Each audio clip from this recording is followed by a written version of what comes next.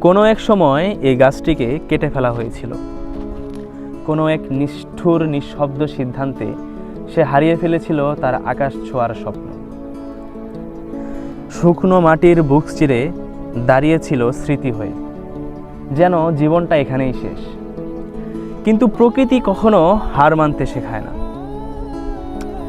কাটা গুড়ির বুক চিরে জন্মেছে সবুজ, কচি কচি পাতা, কোমল প্রশাখা। সে যেন লিখছে জীবনের নতুন গল্প। শেষ মানেই কি শেষ?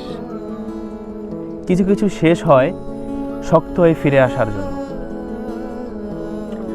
এটা শুধু একটা গাছ না, এটা প্রতিরোধের গল্প, ফিরে আসার সাহস এবং হার না মানার শিক্ষা। জীবন তোমাকে যতবারই কেটে ফেলতে চাইবে, ততবার তুমি এই গাছটির মতো ফিরে আসবে, নীরবে কিন্তু অদম্য শক্তিতে।